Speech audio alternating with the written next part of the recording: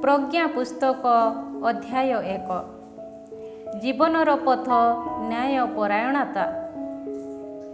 हे भूपतित माने न्यायपरायणता को स्नेह कर, नीतिनिष्ठा पूर्वक प्रभुंक संबंध रे अनुध्यान कर, सरल अंतकरण सह ताहांकर संधान कर।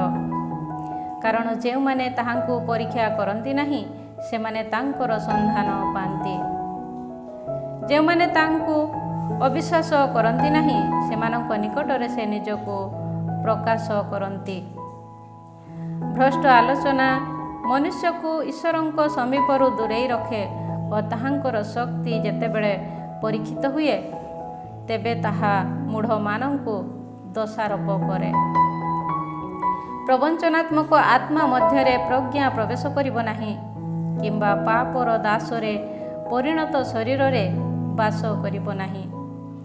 पवित्र तथा शृंखलित आत्मा प्रतारणा समीपरू पलायन करिब और ताहा उठी मूढ़ालोचना निकटरू दूरेई रहिब और अधार्मिकता जेबे निकटକୁ आसे तेबे लज्जित हेब। प्रज्ञा दयमय आत्मा अटे, ताहा ईश्वर निंदुक मानक कथा को क्षमा देब नाही, कारण तार अंतरर चिंता ईश्वरंको अवगत। से वास्तवत तार हृदय को निरीक्षण करती और ताहा तार जिह्वा द्वारा कथित वाक्य को श्रवण करती।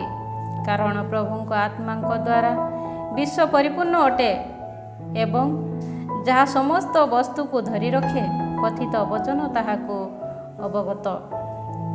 सुतरां जी अधम वार्तालाप करे से अलक्षित होई रहिब नाही और शास्ति विधायक नीति ताकू अदंडित छाड़िब नाही।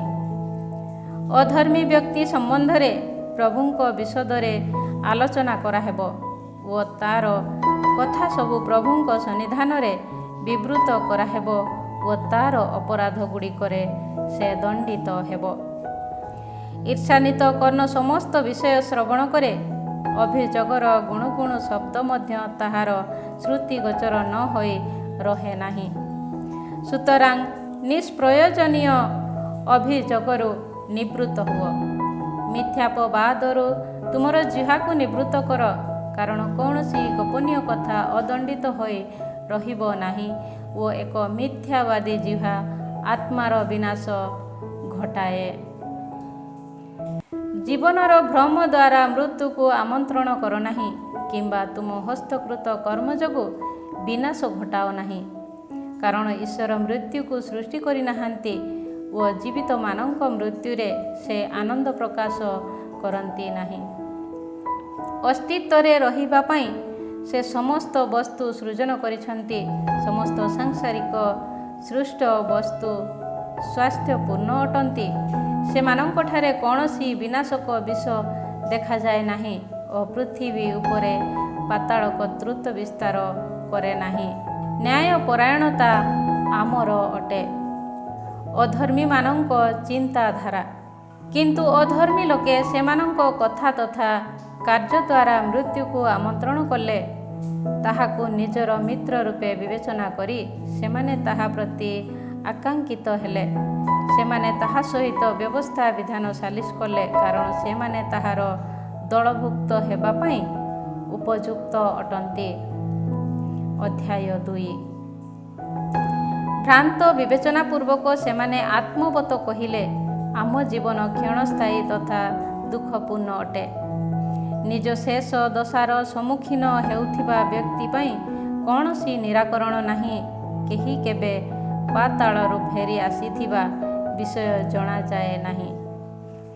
आमे माने दैवार जन्मग्रहण करिअछु, वर्तमानर जीवन परे केबे हे अस्तित्व नथिबा सदृश आमे अदृश्य हेबु। कारण आम नासारंध्र रे अवस्थित श्वासवायु केवल धूमपात्र विचार शक्ति हृत्पिंडर स्पंदन द्वारा हेउथिबा प्रज्वलित एक अग्नि कणिका।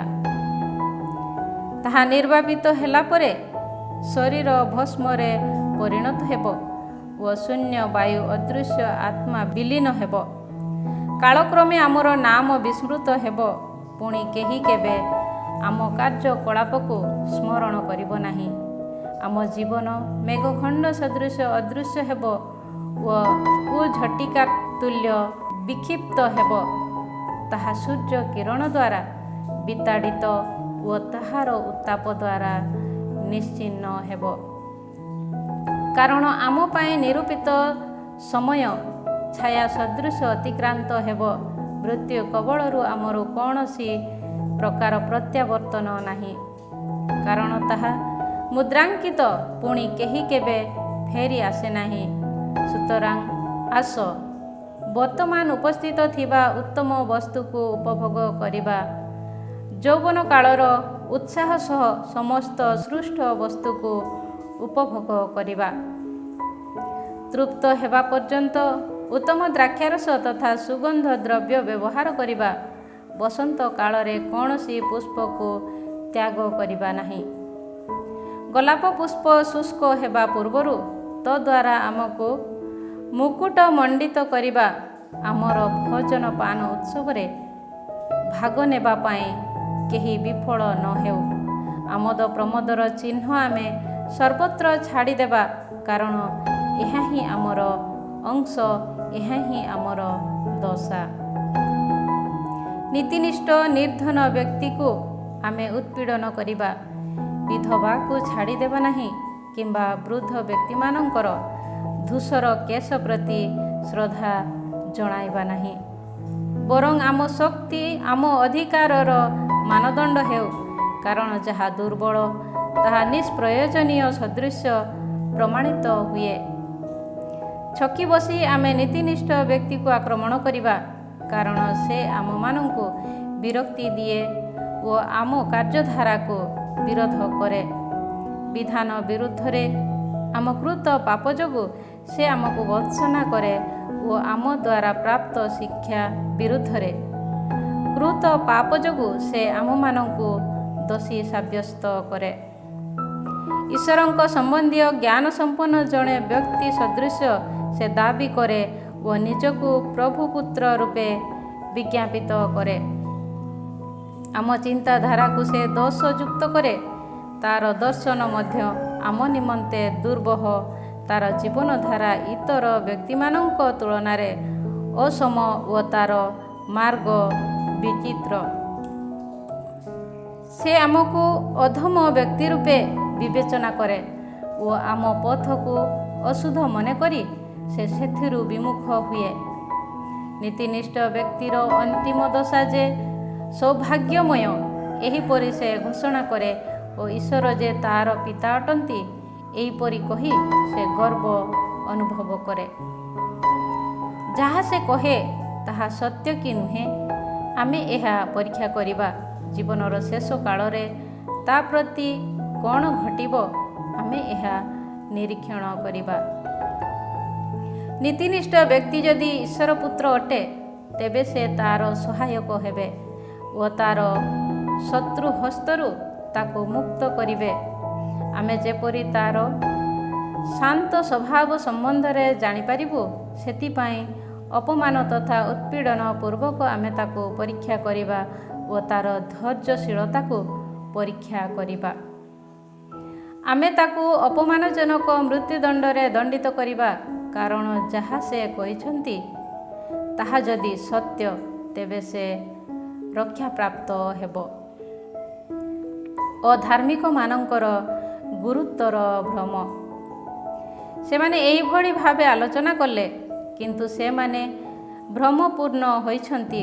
ସେମାନଙ୍କର ଦୁଷ୍ଟତା ସେମାନଙ୍କୁ ଅନ୍ଧ କରିଦେଇଛି। ସେମାନେ ଈଶ୍ୱରଙ୍କ ଗୁପ୍ତ ଯୋଜନା ସମ୍ବନ୍ଧରେ ଅଜ୍ଞ, କିମ୍ବା ପବିତ୍ରତାର ପ୍ରତିଫଳ ପ୍ରାପ୍ତ ହେବା ପାଇଁ ସେମାନେ ଆଶା ପୋଷଣ କରନ୍ତି ନାହିଁ, ଅଥବା ନିର୍ଦ୍ଦୋଷୀମାନଙ୍କ ସକାଶେ ଉଦ୍ଦିଷ୍ଟ ପୁରସ୍କାର ପ୍ରତି ଗୁରୁତ୍ୱ ଦିଅନ୍ତି ନାହିଁ।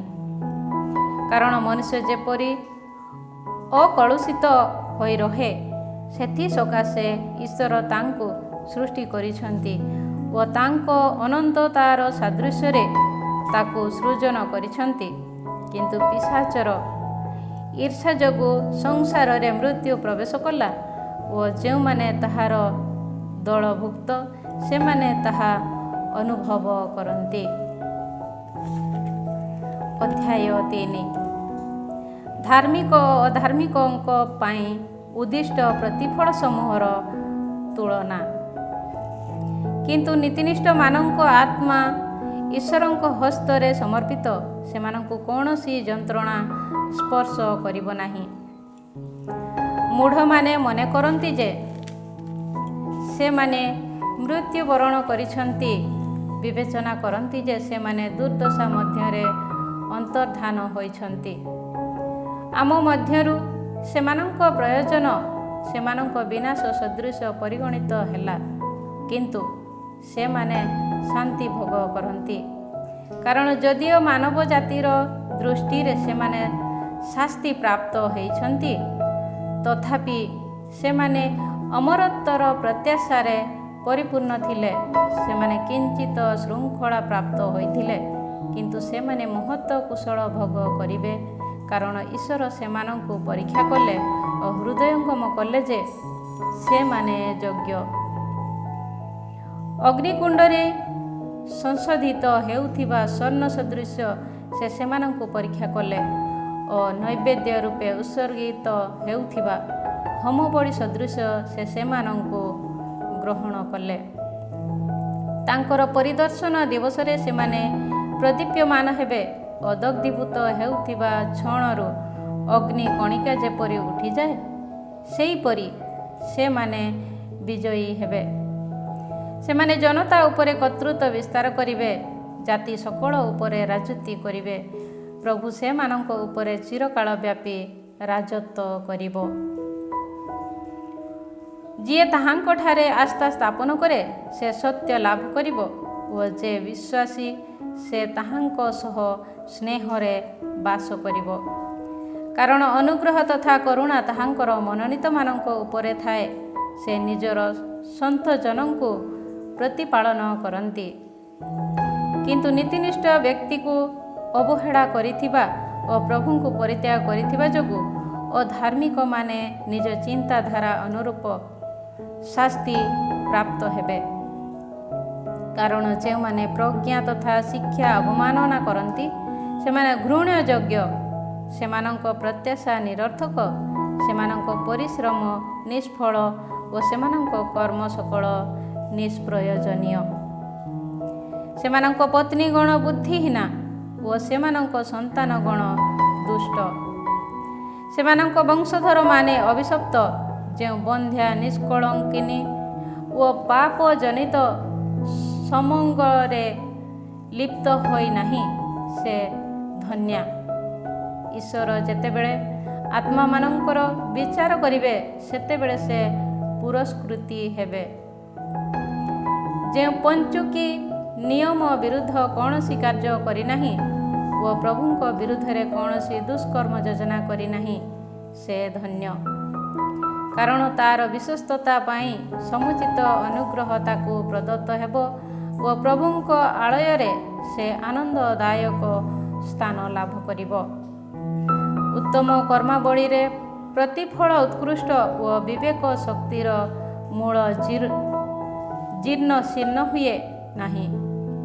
କିନ୍ତୁ ବ୍ୟଭିଚାରୀମାନଙ୍କ ସନ୍ତାନମାନେ ପୂର୍ଣ୍ଣ ବିକଶିତ ହେବେ ନାହିଁ ଓ ନିୟମ ବିରୁଦ୍ଧ ସମଙ୍ଗରୁ ଜାତ ବଂଶଧରମାନେ ବିନଷ୍ଟ ହେବେ। ଯଦିଓ ସେମାନେ ଦୀର୍ଘକାଳ ବ୍ୟାପୀ ଜୀବିତ ରହିବେ, ତଥାପି ସେମାନେ ଅସାର ବିବେଚିତ ହେବେ ଓ ପରିଶେଷରେ ସେମାନଙ୍କ ବାର୍ଦ୍ଧକ୍ୟ କାଳ ଅଶ୍ରଦ୍ଧାର ବିଷୟ ହେବ। ସେମାନେ ଯଦି ଯୌବନାବସ୍ଥାରେ ମୃତ୍ୟୁବରଣ କରନ୍ତି, ତେବେ ସେମାନଙ୍କର କୌଣସି ଆସ୍ଥା ରହିବ ନାହିଁ ଓ ବିଚାର ଦିବସରେ ସେମାନେ କୌଣସି ଆଶ୍ୱାସନା ପ୍ରାପ୍ତ ହେବେ ନାହିଁ। କାରଣ ଅଧାର୍ମିକ ବଂଶର ପରିଣାମ ଦୁର୍ବିସହ ଅଟେ। ଅଧ୍ୟାୟ 4 ଏହା ଅପେକ୍ଷା ନିଃସନ୍ତାନ ହୋଇ ପୁଣ୍ୟ ଜୀବନଯାପନ କରିବା ବରଂ ଶ୍ରେୟସ୍କର। କାରଣ ପୁଣ୍ୟ ସାଧନର ଶ୍ରୁତି ଅବିନଶ୍ୱର ଓ ଈଶ୍ୱର ତଥା ମନୁଷ୍ୟ ଏହା ଅନୁମୋଦନ କରନ୍ତି। ତାହା ଯେବେ ଉପସ୍ଥିତ, ତେବେ ଲୋକେ ତାହାକୁ ଦୃଷ୍ଟାନ୍ତ ରୂପେ ଗ୍ରହଣ କରନ୍ତି। ତାହା ଯେବେ ଅନୁପସ୍ଥିତ, ତେବେ ସେମାନେ ତାହା ପ୍ରତି ଅତ୍ୟଧିକ ଆକାଙ୍କ୍ଷିତ ହୁଅନ୍ତି ଓ ବିଜୟ ମୁକୁଟଧାରୀ ହୋଇ ତାହା ସର୍ବଦା ଗମନାଗମନ କରେ ଓ କଳଙ୍କିତ ପୁରସ୍କାର ପାଇଁ ଉଦ୍ଦିଷ୍ଟ ପ୍ରତିଯୋଗିତାରେ ଜୟଯୁକ୍ତ ହୁଏ। କିନ୍ତୁ ଅଧାର୍ମିକମାନଙ୍କର ସଂଖ୍ୟାଧିକ ବଂଶଧର ନିଷ୍ପ୍ରୟୋଜନୀୟ। ସେମାନେ ସେମାନଙ୍କର ଯାଜର ସନ୍ତାନଗଣ ଗଭୀରରେ ମୂଳ ପାତିବେ ନାହିଁ କିମ୍ବା ଅଟଳ ହୋଇ ରହିବେ ନାହିଁ। ଶାଖା ପ୍ରଶାଖାକୁ ଅଙ୍କୁରିତ କରାଇ ସେମାନେ ଯଦିଓ କ୍ଷଣକାଳ ଧରି ସେଗୁଡ଼ିକୁ ବିସ୍ତୃତ କରିବେ, ତଥାପି ମୂଳ ପାତି ନଥିବା ଯୋଗୁଁ ସେମାନେ ବାୟୁ ଦ୍ୱାରା ଆନ୍ଦୋଳିତ ହେବେ ଓ ଭୀଷଣ ତୋଫାନ ଦ୍ୱାରା ସେମାନେ ଉତ୍ପାଟିତ ହେବେ। ପୂର୍ଣ୍ଣ ବୃଦ୍ଧି ପ୍ରାପ୍ତ ହେବା ପୂର୍ବରୁ ଶାଖା ପ୍ରଶାଖା ଭଗ୍ନ ହୋଇଯିବ। ପୁଣି ଭୋଜ୍ୟ ହେବା ପାଇଁ ପୋକ ହୋଇନଥିବା ଯୋଗୁଁ ସେମାନଙ୍କ ଫଳ ନିଷ୍ପ୍ରୟୋଜନୀୟ ହେବ। ସେ ସମସ୍ତ ଯେକୌଣସି ବ୍ୟବହାର ପାଇଁ ଉପଯୁକ୍ତ ହେବ। କାରଣ ଈଶ୍ୱର ଯେବେ ସେମାନଙ୍କୁ ବିଚାର କରିବେ, ତେବେ ଯେଉଁ ସନ୍ତାନଗଣ ନିୟମ ବିରୁଦ୍ଧ ସଙ୍ଗମରେ ଜାତ, ସେମାନେ ସେମାନଙ୍କ ପିତାମାତାଙ୍କ ଦ୍ୱାରା ସମ୍ପାଦିତ ମନ୍ଦ କାର୍ଯ୍ୟ ବିରୁଦ୍ଧରେ ସାକ୍ଷୀ ସ୍ୱରୂପ ହେବେ। ନୀତିନିଷ୍ଠ ବ୍ୟକ୍ତିର ଅକାଳ ମୃତ୍ୟୁ। କିନ୍ତୁ ନୀତିନିଷ୍ଠ ବ୍ୟକ୍ତି ଯଦିଓ ସମୟ ପୂର୍ବରୁ ମୃତ୍ୟୁବରଣ କରେ, ତଥାପି ସେ ବିଶ୍ରାମ ଭୋଗ କରିବ। କାରଣ ଦୀର୍ଘ ଜୀବନ ଦୃଷ୍ଟିକୋଣରୁ ବାର୍ଦ୍ଧକ୍ୟ କାଳ ସମ୍ମାନାସ୍ପଦ ହୁଏ ନାହିଁ କିମ୍ବା ସଂଖ୍ୟାଧିକ ବର୍ଷ ଦ୍ୱାରା ପରିମାଣିତ ହୁଏ ନାହିଁ। ବରଂ ବିବେକ ମନୁଷ୍ୟ ନିମନ୍ତେ ଧୂସର କେଶ ଅଟେ ଓ ନିର୍ଦ୍ଦୋଷ ଜୀବନ ପରିପକ୍ୱ ବାର୍ଦ୍ଧକ୍ୟାବସ୍ଥା ଅଟେ। ଈଶ୍ୱରଙ୍କୁ ସନ୍ତୁଷ୍ଟ କରୁଥିବା ଜଣେ ବ୍ୟକ୍ତି ଥିଲା ଓ ଈଶ୍ୱର ତାକୁ ସ୍ନେହ କଲେ ଏବଂ ପାପୀମାନଙ୍କ ମଧ୍ୟରେ ଜୀବନଯାପନ କରୁଥିବା ସମୟରେ ସେ ଊର୍ଦ୍ଧ୍ୱକୁ ନୀତ ହେଲା। ମନ୍ଦତା ଯେପରି ତା'ର ବିବେକକୁ ନିଶ୍ଚିହ୍ନ କରି ନ ଦିଏ କିମ୍ବା ପ୍ରବଞ୍ଚନା ତା'ର ଆତ୍ମାକୁ ପ୍ରତାରିତ କରି ନ ଦିଏ, ସେଥିପାଇଁ ସେ ଊର୍ଦ୍ଧ୍ୱ ଗୃହୀତ ହେଲା। କାରଣ ଦୁଷ୍ଟତାର ମୋହ ଉତ୍ତମ ବିଷୟକୁ ତମସାବୃତ କରେ ଓ ଚଳମାନ ଅଭିଳାଷ ନିଷ୍କଳଙ୍କ ହୃଦୟକୁ ବିଭ୍ରାନ୍ତ କରେ। କ୍ଷଣକାଳ ମଧ୍ୟରେ ସିଦ୍ଧି ପ୍ରାପ୍ତ ହୋଇ ସେ ସୁଦୀର୍ଘ ଜୀବନ ଲାଭ କଲା, କାରଣ ତା'ର ଆତ୍ମା ପ୍ରଭୁଙ୍କର ପ୍ରୀତିପ୍ରାପ୍ତ ଥିଲା। ସୁତରାଂ ପ୍ରଭୁ ଅଚିରେ ତାକୁ ଦୁଷ୍ଟତା ମଧ୍ୟରୁ ନେଇଗଲେ। ଜାତି ସମୂହ ତାହା ଦେଖିଲେ, ତଥାପି ବୁଝିପାରିଲେ ନାହିଁ ଯେ ଈଶ୍ୱରଙ୍କ ଅନୁଗ୍ରହ ତଥା କରୁଣା ତାହାଙ୍କର ମନୋନୀତମାନଙ୍କ ସହିତ ଥାଏ ଓ ସେ ଯେ ତାହାଙ୍କର ସନ୍ଥଜନମାନଙ୍କୁ ପ୍ରତିପାଳନ କରନ୍ତି, ଏହା ସେମାନେ ହୃଦୟଙ୍ଗମ କଲେ ନାହିଁ। ଯେଉଁ ନୀତିନିଷ୍ଠ ବ୍ୟକ୍ତି ମୃତ୍ୟୁବରଣ କରିଛି, ଜୀବିତ ଥିବା ଅଧାର୍ମିକମାନଙ୍କୁ ସେ ବିଚାର କରିବ ଓ ସହସା ସିଦ୍ଧିପ୍ରାପ୍ତ ଯୁବା ବ୍ୟକ୍ତି ଅଧାର୍ମିକ ବ୍ୟକ୍ତିର ଦୀର୍ଘ ବ୍ୟର୍ଥକାଳକୁ ଦୋଷୀ ସାବ୍ୟସ୍ତ କରିବ। କାରଣ ସେମାନେ ଜ୍ଞାନୀ ବ୍ୟକ୍ତିର ମୃତ୍ୟୁ ଅବଲୋକନ କରିବେ, କିନ୍ତୁ ପ୍ରଭୁ ତା ପାଇଁ କେଉଁ ପ୍ରତିଦାନ ସଞ୍ଚୟ କରିଛନ୍ତି କିମ୍ବା କାହିଁକି ତାକୁ ସୁରକ୍ଷିତାବସ୍ଥାକୁ ନେଇଯାଇଛନ୍ତି, ଏହା ସେମାନେ ହୃଦୟଙ୍ଗମ କରିବେ ନାହିଁ। ସେମାନେ ତାକୁ ଦେଖି ଅବମାନନା କରିବେ, କିନ୍ତୁ ପ୍ରଭୁ ସେମାନଙ୍କୁ ଅବଜ୍ଞାର ସହ ହାସ୍ୟ କରିବେ। ସେମାନେ ସହସା ଅସମ୍ମାନିତ ମୃତ ଶରୀରରେ ପରିଣତ ହେବେ ଓ ମୃତମାନଙ୍କ ମଧ୍ୟରେ ଚିରକାଳ ନିନ୍ଦାର ପାତ୍ର ହେବେ। ସେମାନଙ୍କୁ ଭୂମି ଉପରେ କଚାଡ଼ି ସେ ସେମାନଙ୍କୁ ନିସ୍ତବ୍ଧ କରିବେ। ସେମାନଙ୍କ ଭିତ୍ତିମୂଳକୁ ଦୋହଲାଇ ସେମାନଙ୍କୁ ଉଚ୍ଛେଦ କରିବେ। ସମୂଳେ ଶୁଷ୍କ ହୋଇ ସେମାନେ ବିଜନ ହେବେ। ସେମାନେ ଯାତନା ଭୋଗ କରିବେ ଓ ସେମାନଙ୍କ ସ୍ମୃତି ନିଶ୍ଚିହ୍ନ ହେବ। ଅଧ୍ୟାୟ 5। ଅନ୍ତିମ ବିଚାର ସମୟରେ ନୀତିନିଷ୍ଠ ଓ ଅଧାର୍ମିକମାନଙ୍କର ଦଶା। ନିଜ ପାପ ସକଳ ସମ୍ବନ୍ଧରେ ହିସାବ ନିକାଶ ହେବା ସମୟରେ ସେମାନେ ଭୟପୂର୍ବକ ଆସିବେ। ପୁଣି ସେମାନଙ୍କ ଅନିଷ୍ଟ କର୍ମାବଳୀ ସେମାନଙ୍କ ମୁଖ ଉପରେ ସେମାନଙ୍କୁ ଦୋଷୀ ସାବ୍ୟସ୍ତ କରିବ। ତତ୍ପରେ ଯେଉଁମାନେ ତାଙ୍କୁ ଯନ୍ତ୍ରଣା ଦେଇଥିଲେ ଓ ତାର କର୍ମାବଳୀ ସମ୍ବନ୍ଧରେ ଉପହାସ କରିଥିଲେ, ସେମାନଙ୍କ ସମ୍ମୁଖରେ ସେହି ନୀତିନିଷ୍ଠ ବ୍ୟକ୍ତି ଆସ୍ଥାର ସହ ଦଣ୍ଡାୟମାନ ହେବ। ତାକୁ ଦେଖି ସେମାନେ ଭୟରେ କମ୍ପିତ ହେବେ ଓ ତାର ପ୍ରତ୍ୟାଶିତ ଉଦ୍ଧାର ସମ୍ବନ୍ଧରେ ବିସ୍ମିତ ହେବେ। ଅନୁତାପ ପ୍ରକାଶ କରି ସେମାନେ ପରସ୍ପର ମଧ୍ୟରେ କୁହାକୁହି ହେବେ ଏବଂ ମନବ୍ୟଥା ତଥା ରୋଦନ ପୂର୍ବକ ସେମାନେ କହିବେ, ସେ ଏହି ବ୍ୟକ୍ତି ଯାହାକୁ ଆମେ ଏକଦା ଉପହାସ କରିଥିଲୁ ଓ ନିନ୍ଦାର ପାତ୍ରରେ ପରିଣତ କରିଥିଲୁ, ଆମେ କି ନିର୍ବୋଧ! ଆମେ ଭାବିଥିଲୁ ଯେ ତାର ଜୀବନ ବାତୁଳ ଓ ତାର ଶେଷ ପରିଣାମ ଅସମ୍ମାନାସ୍ପଦ। ସେ ବା କିପରି ଈଶ୍ୱର ପୁତ୍ରମାନଙ୍କ ମଧ୍ୟରେ ଗଣିତ ହେଲା ଓ ସେ କିପରି ସନ୍ଥଜନମାନଙ୍କ ମଧ୍ୟରେ ଏକ ସ୍ଥାନ ପ୍ରାପ୍ତ ହେଲା। ତାହାହେଲେ ଯେଉଁମାନେ ସତ୍ୟ ପଥରୁ ଭ୍ରଷ୍ଟ ହୋଇଥିଲେ, ସେମାନେ ଆମେ ହିଁ ଥିଲୁ। ନ୍ୟାୟପରାୟଣତାର ଜ୍ୟୋତି ଆମ ଉପରେ ପ୍ରକାଶିତ ହେଲା ନାହିଁ ଓ ସୂର୍ଯ୍ୟ ଆମ ଉପରେ ଉଦିତ ହେଲା ନାହିଁ। ଅଧାର୍ମିକତା ତଥା ବିନାଶର ପଥରେ ଆମେମାନେ ଯଥେଷ୍ଟ ବିଚରଣ କଲୁ ଓ ପଥହୀନ ମରୁପ୍ରାନ୍ତର ଦେଇ ଆମେ ଯାତ୍ରା କଲୁ। କିନ୍ତୁ ପ୍ରଭୁଙ୍କର ମାର୍ଗ ସମ୍ବନ୍ଧରେ ଆମେ ଅଜ୍ଞ ଥିଲୁ। ଆମ ଦାମ୍ଭିକତା ଯୋଗୁଁ ଆମର କ'ଣ ବା ଲାଭ ହେଲା? ଆଉ ଧନ ତଥା ଗାରିମା ଦ୍ୱାରା ଆମମାନଙ୍କର କ'ଣ ଲାଭ ହେଲା? ଛାୟା ସଦୃଶ ଏ ସମସ୍ତ ଅନ୍ତର୍ଧାନ ହେଲା ଓ କ୍ଷିପ୍ରଗାମୀ ଗୁଜବ ସଦୃଶ ଅନ୍ତର୍ହିତ ହେଲା। ତରଙ୍ଗାୟିତ ଜଳରାଶି ଉପରେ ଯାତ୍ରା କରୁଥିବା ଜାହାଜ ଯେପରି କୌଣସି ଗତିପଥ ଛାଡ଼ିଯାଏ ନାହିଁ, କିମ୍ବା ପକ୍ଷୀ ଯେପରି ନିଜ ଗତିପଥର କୌଣସି ଚିହ୍ନ ନ ଛାଡ଼ି ବାୟୁରେ ଉଡ଼ିଯାଏ ଏବଂ ଉଡ଼ିବା ସମୟରେ ଯେଉଁ ପକ୍ଷୀ ପକ୍ଷ ପ୍ରହାର ଦ୍ୱାରା ମୃଦୁ ବାୟୁକୁ ଭେଦ କରେ, ସମ୍ମୁଖ ଦିଗକୁ ଉଡ଼ି ଯାଉଥିବା ଯେଉଁ ପକ୍ଷୀ ପକ୍ଷ ଚାଳନା ଦ୍ୱାରା ବାୟୁ ଭେଦ କରେ, ସେହି ପକ୍ଷୀ ଯେପରି ନିଜ ଗତି ପଥର କୌଣସି ଚିହ୍ନ ସେଥିରେ ଛାଡ଼ିଯାଏ ନାହିଁ, କିମ୍ବା ଲକ୍ଷ୍ୟ ବସ୍ତୁ ପ୍ରତି ସ୍ୱର ନିକ୍ଷେପ କରିବା ସମୟରେ ବିଭକ୍ତ ହୋଇଥିବା ବାୟୁ ଅବିଳମ୍ବେ ପୁନରାୟ ମିଶିଯିବା ଯୋଗୁଁ କେହି କେବେ ଯେପରି ତାହାର ଗତିପଥକୁ ଚିହ୍ନିପାରେ ନାହିଁ, ଠିକ୍ ତଦ୍ରୂପ ଜନ୍ମ ହେଲା ମାତ୍ରେ ଆମେ ମଧ୍ୟ ଅସ୍ତିତ୍ୱର ବଞ୍ଚିତ ହେଲୁ। ପ୍ରଦର୍ଶନ କରିବା ପାଇଁ ପୁଣ୍ୟ କର୍ମର କୌଣସି ଚିହ୍ନ ଆମଠାରେ ନଥିଲା, ବରଂ ଆମ ଦୁଷ୍ଟତାରେ ଆମେ କ୍ଷୟପ୍ରାପ୍ତ ହେଲୁ।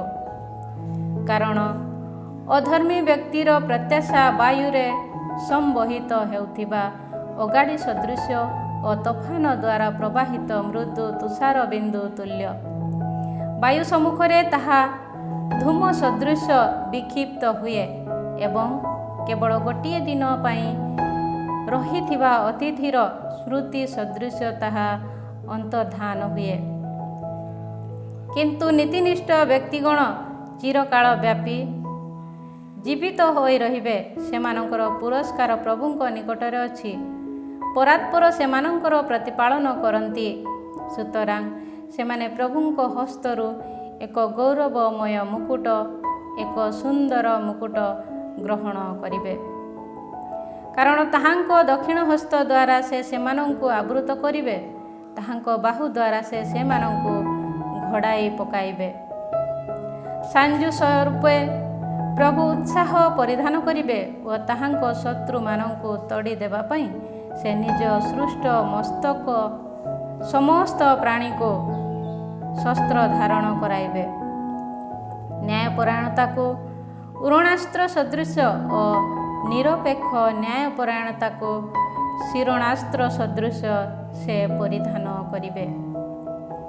ପବିତ୍ରତାକୁ ଏକ ଅଜେୟ ଢାଲ ସଦୃଶ ଧାରଣ କରିବେ। କଠୋର କ୍ରୋଧକୁ ଖଡ୍ଗ ସଦୃଶ ସେ ତୀକ୍ଷ୍ଣ କରିବେ। ପୁଣି ବାତୁଳ ବ୍ୟକ୍ତିମାନଙ୍କ ବିରୁଦ୍ଧରେ ଯୁଦ୍ଧ କରିବା ପାଇଁ ସମସ୍ତ ସୃଷ୍ଟି ତାଙ୍କର ସହ ସମ୍ମିଳିତ ହେବ। ଯଥାର୍ଥ ଲକ୍ଷ୍ୟ ସହ ବିଦ୍ୟୁତ ଝଲକ ପ୍ରବାହିତ ହେବ। ପୁଣି ଉତ୍ତମ ରୂପେ ଟଣା ହୋଇଥିବା ଧନୁରେ ଯେପରି ସଂଗଠିତ ହୁଏ, ସେହିପରି ତାହା ମେଘମାଳାରୁ ଲକ୍ଷ୍ୟ ବସ୍ତୁ ଆଡ଼କୁ ଧାବିତ ହେବ। ପଥର ଯେପରି ଛାଟେଣିରୁ ନିକ୍ଷେପିତ ହୁଏ, ସେହିପରି କ୍ରୋଧର କରକା ବର୍ଷିତ ହେବ। ସମୁଦ୍ର ଜଳ ସେମାନଙ୍କ ବିରୁଦ୍ଧରେ ଗର୍ଜି ଉଠିବ ଓ ନଦୀ ସକଳ ନିର୍ଦ୍ଦୟରେ ସେମାନଙ୍କୁ ସମ୍ପୂର୍ଣ୍ଣ ରୂପେ ବୁଡ଼ାଇ ଦେବ। ଏକ ଶକ୍ତିଶାଳୀ ବାୟୁ ସେମାନଙ୍କ ବିରୁଦ୍ଧରେ ଉଠିବ ଓ ଝଡ଼ ସଦୃଶ ତାହା ସେମାନଙ୍କୁ ଉଡ଼ାଇ ନେବ। ସମଗ୍ର ପୃଥିବୀକୁ ଅଧାର୍ମିକତା ଶୂନ୍ୟରେ ପରିଣତ କରିବ ଓ ରାଜାମାନଙ୍କ ସିଂହାସନ ସବୁକୁ ଦୁଷ୍କର୍ମ ଓଲଟାଇ ପକାଇବ।